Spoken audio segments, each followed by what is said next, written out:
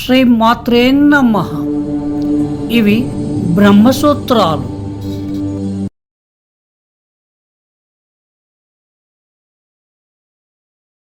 సమన్వయ అధ్యాయం విభాగం 1, సూత్రాలు 1 నుండి 31 వరకు.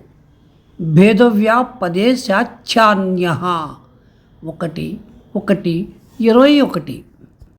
మరియు భేద ప్రకటన కారణంగా మరొకరు అంటే సూర్యుడు మొదలైన వాటికి ప్రాణం పోసే వ్యక్తిగత ఆత్మల కన్నా భిన్నమైన ప్రభువు కూడా ఉన్నారు.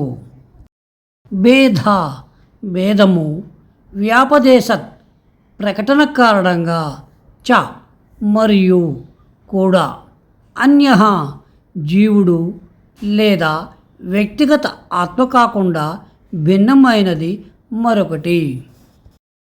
20వ సూత్రానికి మద్దతుగా ఒక వాదన ప్రతిపాదించబడింది. 20వ సూత్రం లోపల ఉన్న సత్తా అనగా సూర్యుడు మరియు కన్ను బ్రహ్మమే, ఎందుకంటే ఆయన గుణాలు అందులో బోధించబడ్డాయి.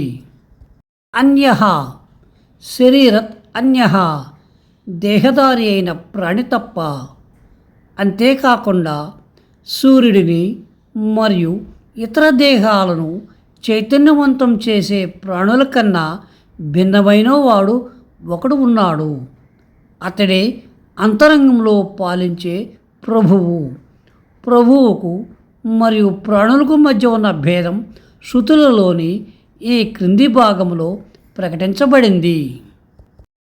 సూర్యునిలో నివసించువాడు, సూర్యుని అంతరంగంలో ఉన్నవాడు, సూర్యునికి తెలియనివాడు, సూర్యుడే దేహమై ఉండి అంతరంగము నుండి సూర్యుడిని పాలించేవాడే నీ ఆత్మ.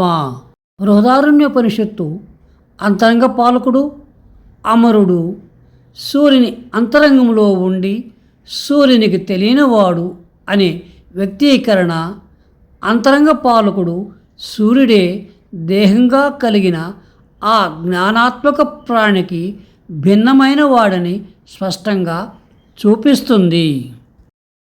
పరమేశ్వరుడు సూర్యుని అంతరంగంలో ఉన్నప్పటికీ తనను తాను సూర్యుడిగా భావించుకునే ప్రాణికి భిన్నమైన వాడని ఈ గ్రంథం స్పష్టంగా సూచిస్తుంది. ఇది మునుపటి సూత్రంలో వ్యక్తపరిచిన అభిప్రాయాన్ని ధృవీకరిస్తుంది. చర్చలో ఉన్న ఈ భాగం కేవలం పరమేశ్వరుని గురించి మాత్రమే వివరిస్తుంది, కానీ ఏ ఉత్కృష్టమైన జీవుని గురించి కాదు అనే ఒక స్థిరపడిన నిర్ధారణ. సశేషం. శుభం భూయాత్.